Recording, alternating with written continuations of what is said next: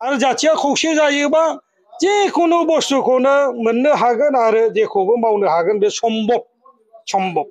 आरो दिनैनि जिथु डिलिमिनेसन बेबो जुदि जाथिया खौसे जायोबा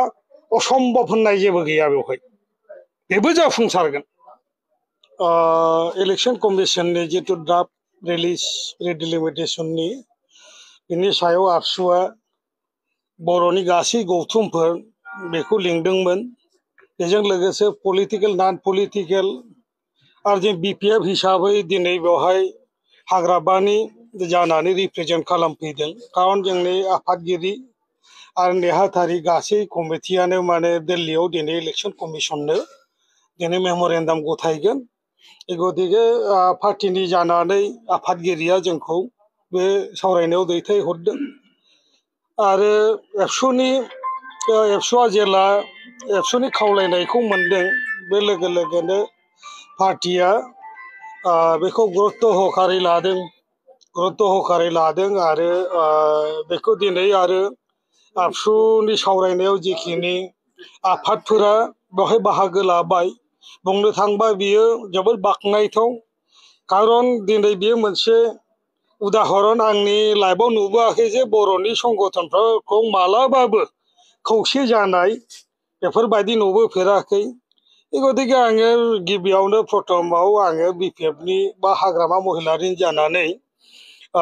आङो बेवहाय एबसुनि दैदेनगिरि बिथांमोनखौ आं धन्यबाद जासिदों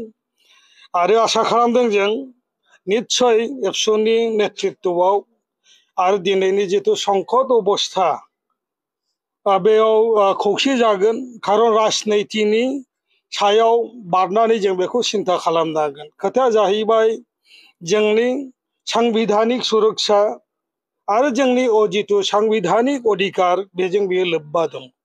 जेराव जोंखौ दिल्लीयाव बा दिसपुराव रिप्रेजेन्ट खालामनांगौ बा बर' जाति हिसाबै बा ट्राइबेलफोरखौ जिथु बे ओनसोलाव रिप्रेजेन्ट खालामनांगौ निस्सय जों बेखौ गारनानै बे डिलिमिटेसननिफ्राय जों एरायनानै थानो हाया गतिके बयबो सिरियास बयबो आफादफ्रा सिरियास बेवहाय जोङो जिथु पार्टिनि दिनै हयथ' आबसुआ खावलायदों बेखौ जे पलिटिकेल पार्टि नन पलिटिकेल पार्टि थानो हागौ आरो दलनि गेजेराव निस्सय जोंनि गेजेराव बाद बिबादा थानो हागौ किन्तु कमन इस्यु कमन इन्टारेस्टआव जों बयबो बुंनांगोन आरो जों बेवहाय एकमत बिपिएफ हिसाबै आरो जोंनि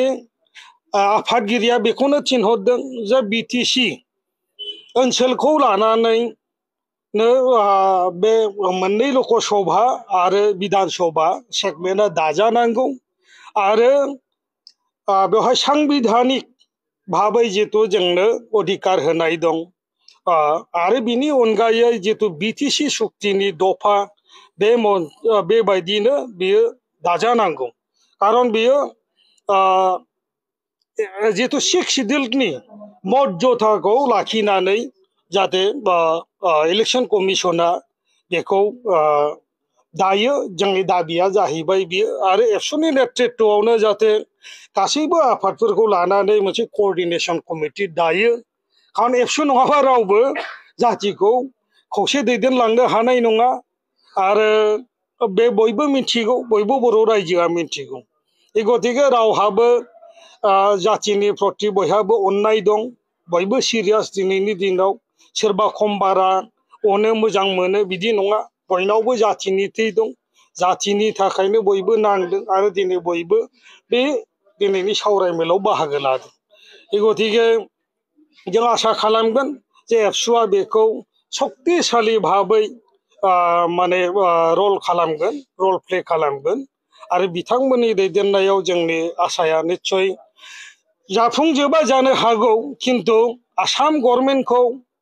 आरोबाव मोनसे दाबि दंबावो जोंहा एबसुनि सायाव जे आसाम गभर्नमेन्ट बर्तमाननि मुख्यमन्त्रि डक्टर हिमन्त बिश्व शर्मानो मेम'रेन्डाम गथायनांगौ आरो लोगोसे चिफ इलेक्शन कमिशन माने भारतनि बिथांमोननो जयेन्टलि माने मेम'रेन्डाम गथायनांगौ लोगोसेनो आसामनि इलेक्शन कमिशन बेवहाय गथायनांगौ बेखिनिखौ जोंनिफ्राय उत्थापन खालामनाय जादों आरो दिनै बेवहाय आल'सनानि गेजेरजों मोनसे कनभेनर जिहेतु सायख'नाय जादों आबसुनि नेहाथारिनि दारैनो गासैबो आफादफोरजों सम्पर्कखौ लाखिगोन निस्सय बाख्नायथाव जोङो हयथ' सम मोनबावगोन 11आ लास्ट डेट objection and claimनि जितु दिना 11आ लास्ट এই গতিকে 19-20 तारिखआव भारतनि निर्वाचन आयोगनि माखासे मानसिफ्रा फैगोन हियारिं लानो थाखाय निस्सय जों बे समाव बे समसिमहालागै सरकारखौ बा इलेक्शन कमिशनखौ जोंनि जितु खुद्रिनाय जोंनि जितु दाबि बेखौ जोङो लाखिनांलांगोन बेनि थाखायनो जों बेवहाय दिनै उत्थापन खालामदों जाहाथे बेखौ एबसुआ बे समसिम जरदार भाबै बे दाबिखौ उत्थापन खालामलाङो जों बेखिनिखौनो आसा खालामदों निस्सय हाग्रामानि थिनहरनायावनो जों दिनै बाहाय बाहागो लादों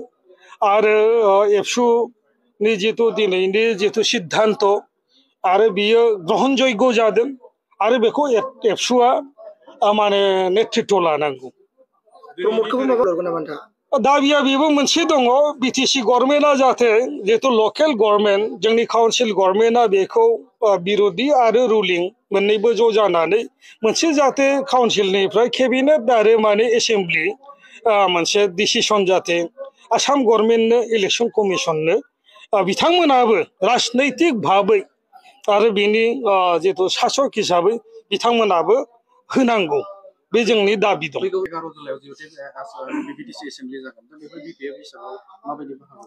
बाथखौ जों बेखौ मोनस्लाबनाय नंला बिनि आगोलनो दिनै जों एबसुआ बिथांमोना रायलायगोन हयथ' हाग्रामा महिलारि जोंनि आफादगिरिजों बर्थमाननि मानगोनां सि प्रमद बर'जों रायलायलाया खोथाया बियो आलदा खोथा राजनैतिक बिसयनि खोथा दङ এই गतिके जों बेवहाय निस्सय आबसुनि भूमिकाखौसो आसा खालामदों आबसुआ जिहेतु माने निरपेक्ष भाबै बिथांमोना जाहाथे बेखौ बेबस्था ग्रहण खालामो जों बेखौ दाबि खालामदों